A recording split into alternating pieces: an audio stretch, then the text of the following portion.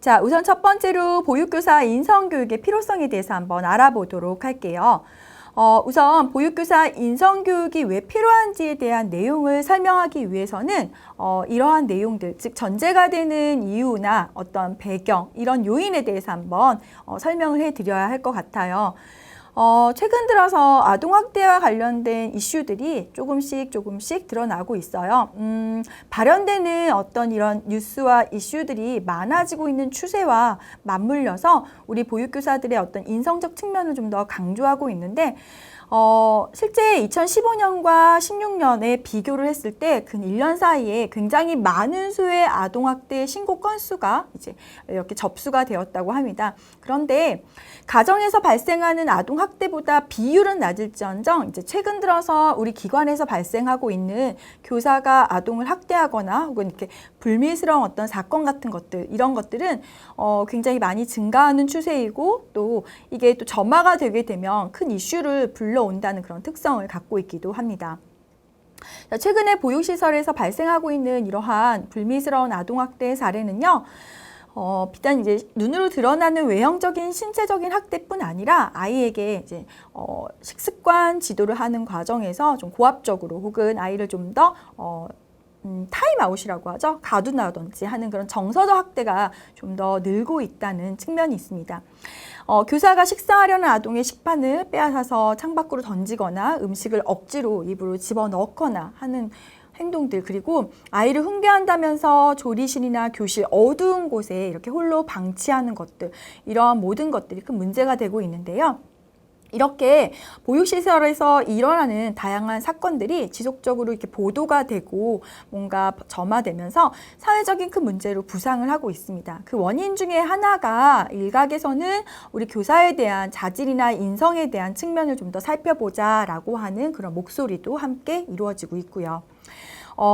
보육교사 자격 기준과 관련된 것도 이거와 맞물려서 이슈가 되고 있어요. 예를 들면 보육교사들의 자격 기준을 좀 더 강화해서 교사들의 인성과 자질을 좀 더 걸러주자 하는 측면인데, 우리 보건복지부에서 2016년 1월경에 이렇게 보육교사 인성이나 자질 향상을 위해서 보육교사 자격기준 강화 방안을 발표했어요. 그러니까 자격의 기준을 이전보다 좀 더 강화시켜서 좀 더 견고하게 만들어 놓은 거죠. 그를 위한 강화 방안 내용이 바로 여러분들이 수강하고 계시는 이러한 보육교사 인성론 과목 혹은 그 밖에도 아동 권리와 복지, 이러한 대면 과목들이 있습니다. 이렇게 9개 정도 되는 대면 교과목을 통해서 자격 기준을 좀 더 강화시키자라는 내용들입니다.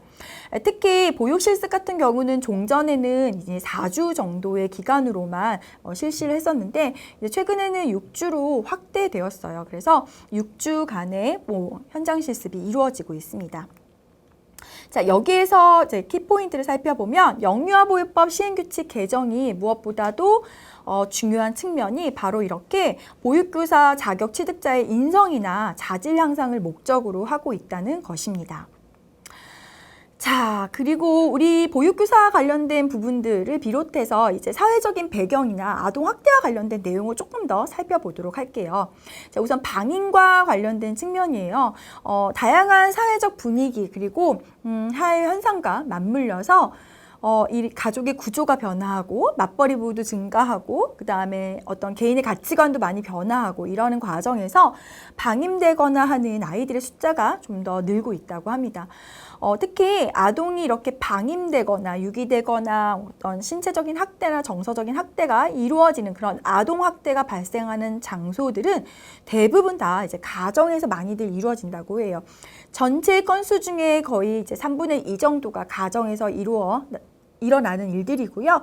그 밖에도 어린이집이랑 같은 기관 아니면 복지시설 같은 이런 아동 관련 기관들이 이런 아동학대 발생 장소로 부각되고 있습니다.